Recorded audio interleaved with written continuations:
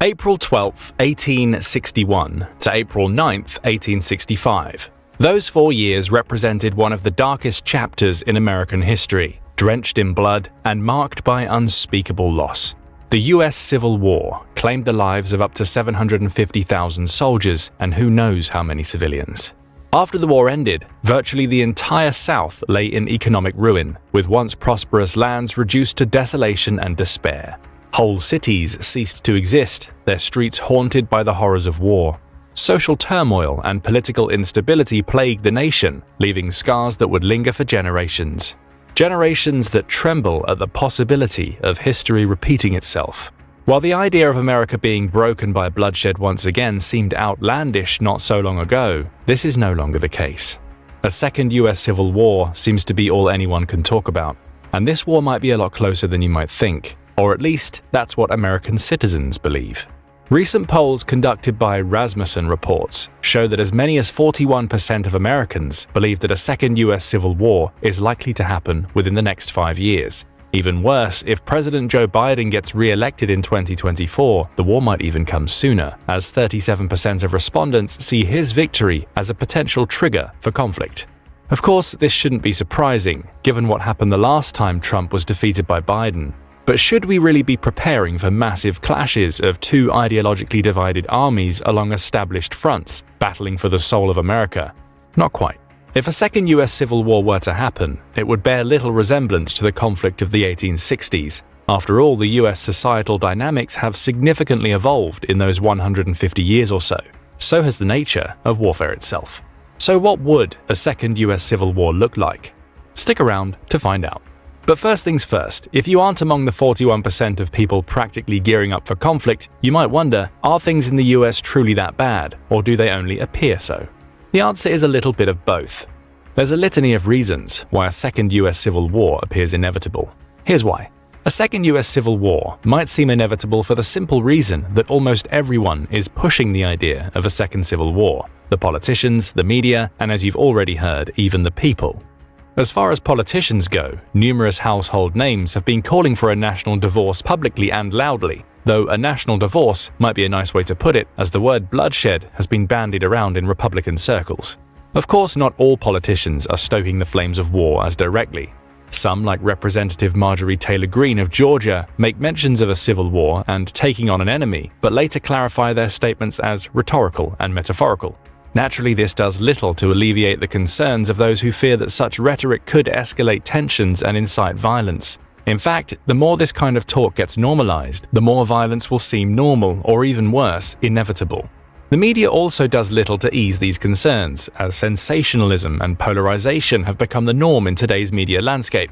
So take your pick. Where will you read or listen about an impending US Civil War? Will it be in a newspaper, with one sensationalist headline after another? The threat of civil breakdown is real. The Second American Civil War is underway. The next US Civil War is already here. We just refuse to see it. Or perhaps the movies will do it for you. Just check out the 2024 dystopian thriller aptly named The Civil War, with gruesome depictions of violence in a divided America that left audiences shaken and terrified of what's to come. Naturally, you can always go for the books, which feature prominent titles predicting the downfall of American society, but be careful how you choose. Books like How Civil War Starts and How to Stop Them by Barbara F. Walter and The Next Civil War, Dispatches from the American Future by Stephen Marsh offer insightful and thought-provoking perspectives on a second Civil War, some of which you'll even hear in this video. Books like The Turner Diaries, on the other hand, can do nothing but radicalize and inflame already volatile sentiments. In fact, this so-called Bible of the far right has already inspired acts of violence and terror, including the Oklahoma City bombing.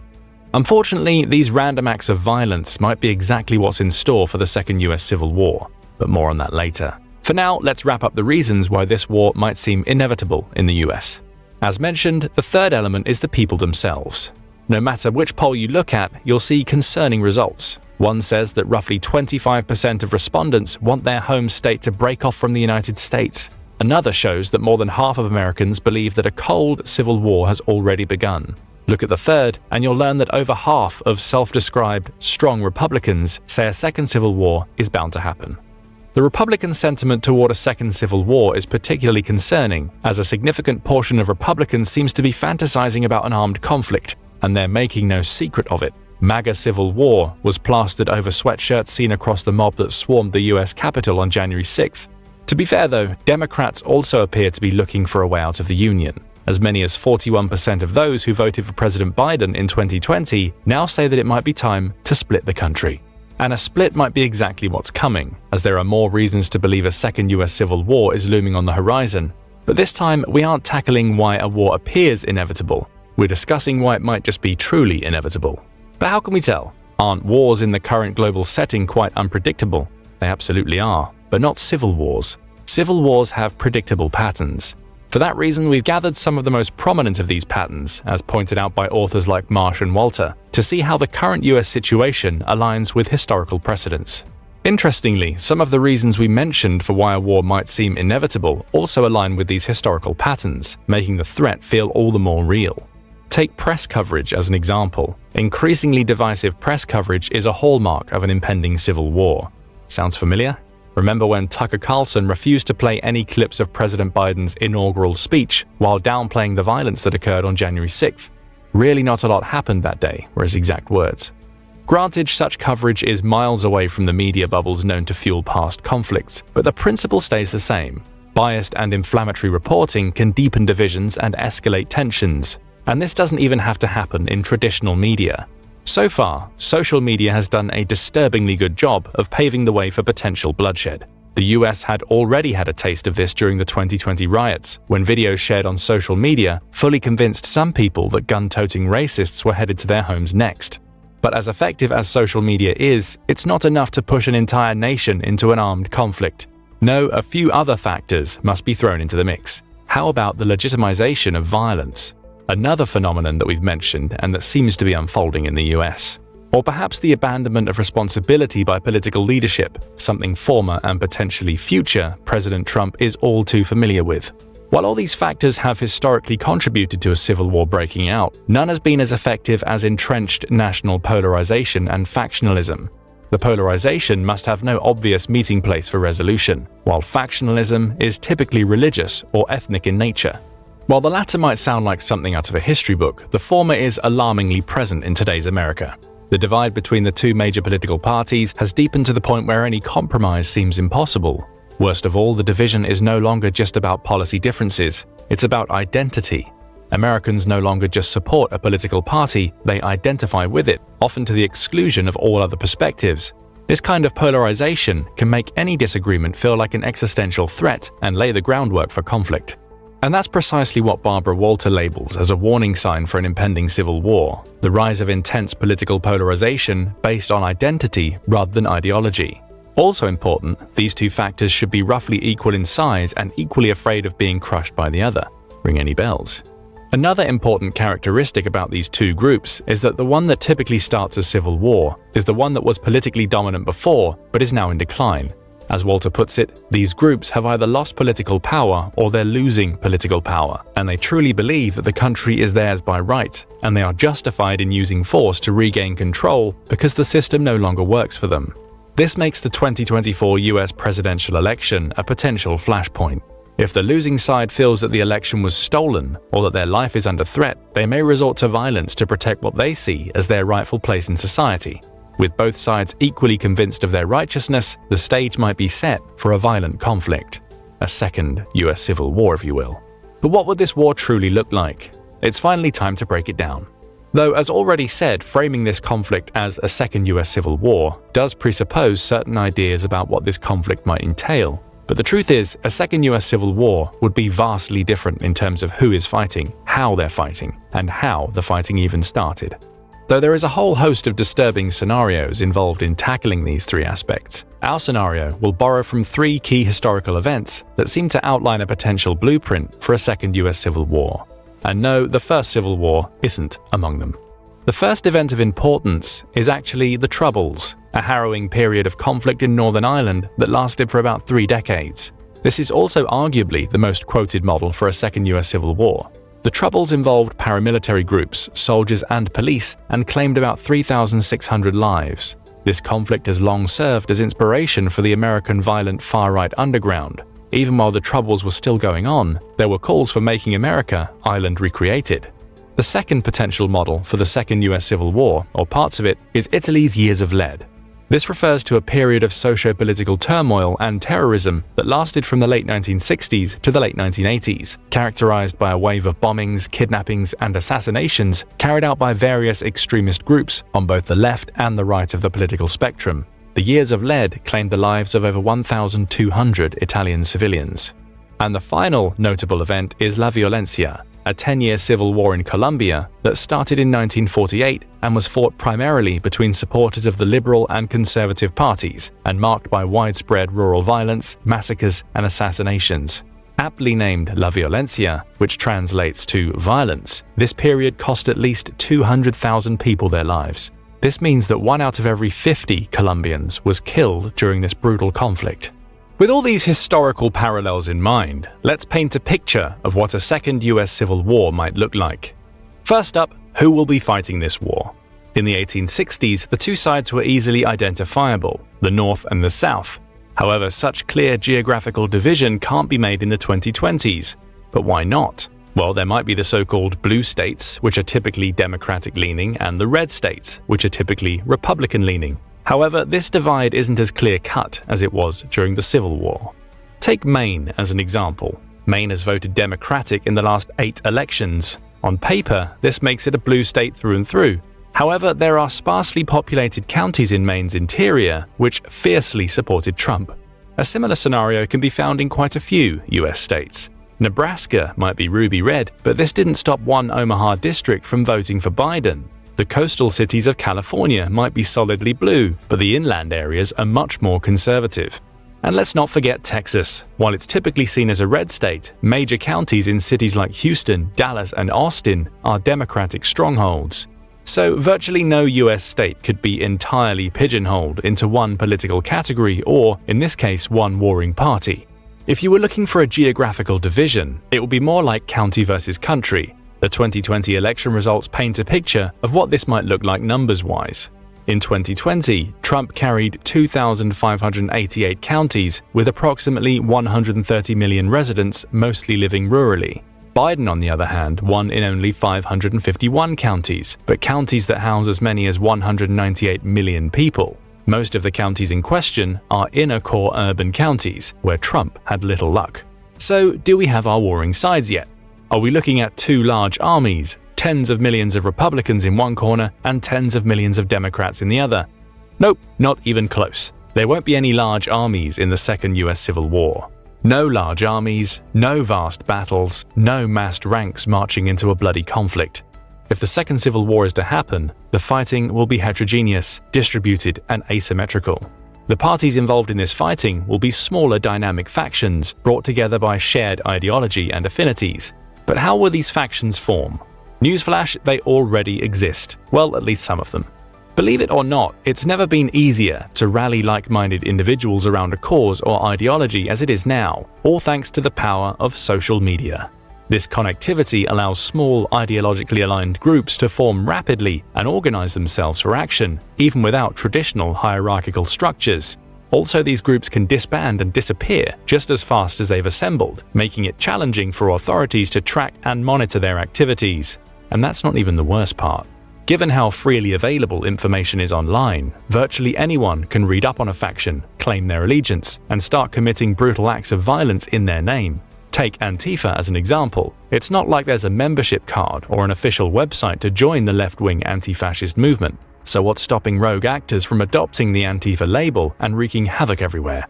Absolutely nothing. The same goes for a number of shapeless extremist organizations and movements within the US. In other words, a second civil war can be fought by virtually anyone under the guise of factions like Oath Keepers, Proud Boys, Boogaloo Boys on the right, and Antifa and various anarchist groups on the left. These factions could be similar to Italy's Red Brigades, armed terrorist organizations responsible for numerous violent incidents during the Years of Lead. The outcome of the 2024 election will likely lead to the proliferation of new formations, regardless of who actually wins, and the spawning of factions on one side can only lead to a response from the other side. Before you realize it, we're left with tons of smaller far-right and left-wing groups just waiting for the spark that will ignite a powder keg of conflict. But what will the spark be? That's the thing, no one knows. This brings us to the next important aspect of the Second US Civil War: How will it start? One thing's for sure, few people will see it coming. As Barbara Walters, who has interviewed numerous people who've lived through civil wars, puts it, to somebody who studies it, it's obvious years beforehand, but as for the people, they're all surprised. And let's be frank, sometimes even the people in power don't see it in time. Let's look at the 1916 Easter Rising in the UK. It was only days before that fateful April 24th that the British state realised the imminent threat of an Irish rebellion.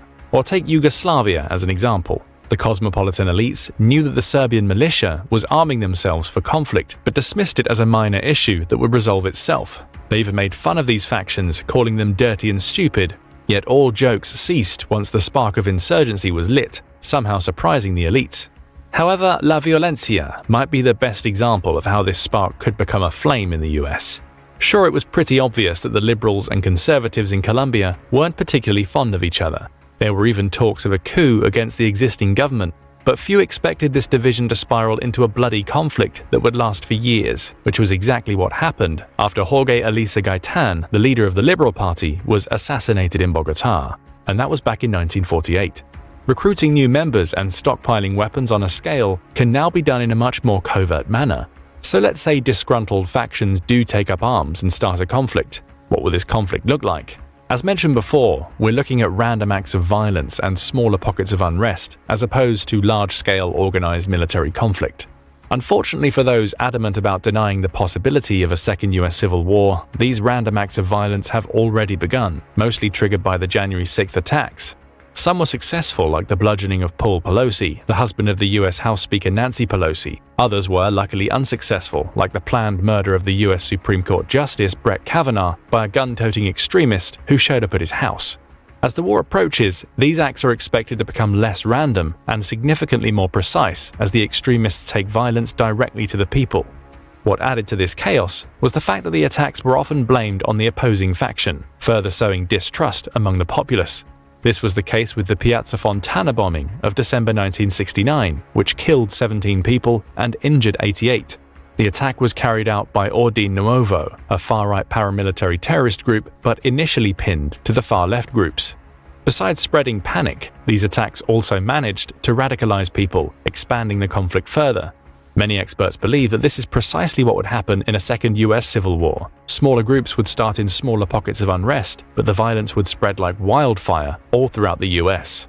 As was the case in the Irish Troubles, the violence could be everywhere, but also nowhere. What do we mean by that? Well, as the US Civil War wiped out entire cities in the 1860s, a more urban second iteration of this war would see scattered skirmishes at best, with violence that's pervasive yet elusive. So much so that some people wouldn't even experience it. Even in Northern Ireland, which barely had 1.5 million people during the Troubles, many residents never experienced violence firsthand. Now imagine a country as vast as the US, with over 333 million people. The violence would be concentrated in certain hotspots, leaving large swathes of the population untouched. This dichotomy would create a surreal reality there. Despite widespread media coverage and a palpable sense of fear, many Americans might go about their daily lives without ever encountering the conflict directly. Yet the sporadic nature of violence would undoubtedly contribute to a constant simmering tension, making the war feel both omnipresent and invisible. In this sense, the Second US Civil War will be more of a psychological war for most Americans.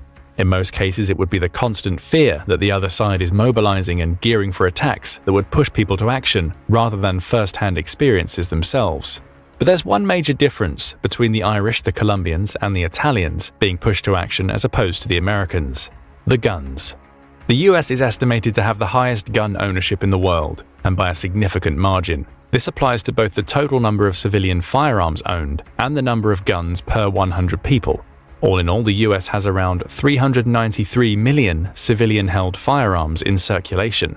If you remember, the US only has 333 million residents. This means that there are more guns in the US than there are people. To put this mind-blowing fact into perspective, all you need to know is that the country with the second highest gun ownership, Yemen, only has roughly 53 guns per 100 people.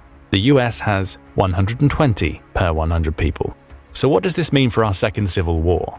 Well, it means that people who want to join the fight don't have to look far to arm themselves. Their golden ticket is likely waiting for them in a safe or a closet at home.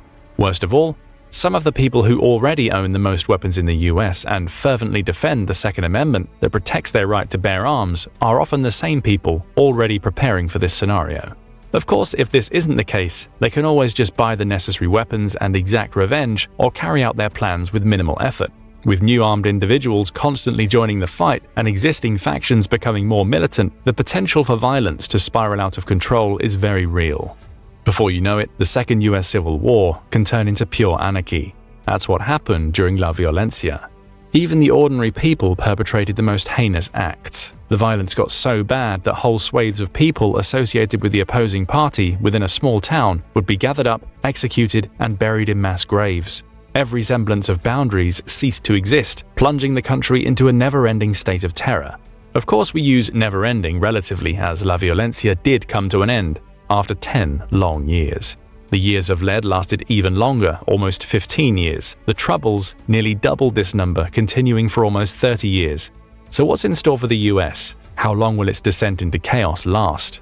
The answer is shrouded in uncertainty, but years of conflict, turmoil, and terror would almost certainly lie ahead. This, at least, if the nation is allowed to follow the dark path it's currently treading. However, to end this video on a lighter note, many experts believe that a full-blown civil war isn't waiting on the other side of that path. These experts argue that no country as sophisticated and democratic as the contemporary US has ever descended into a civil war. They also claim that the US might have plenty of internal strife to deal with, but this in no way represents the kind of crisis needed to light a spark for a civil war. According to these experts, the US people are more disillusioned than fanatical, more circumspect than impulsive, more pragmatic than idealistic. And these people aren't going to just take up arms and start shooting at their neighbors. Then again, remember what Henry Adams, the grandson of John Quincy Adams, declared at the end of the 19th century. Not one man in America wanted the Civil War, or expected or intended it. In other words, unforeseen circumstances and escalating tensions can lead to conflict, even when one isn't actively sought. So a second US Civil War should in no way be treated as a foregone conclusion. But at the same time, constantly talking about this war might act as a self-fulfilling prophecy, potentially exacerbating the very tensions it seeks to eradicate. But what do you think? Is the US truly on the precipice of a second civil war? And if so, what will this conflict look like? Do you agree with the course of events outlined in our video? Or do you have another idea of how this war might start, unfold, and end? Share your thoughts and theories in the comments section below. Now go and check out These US States Will Be Sacrificed If World War III Starts, or click this other video instead.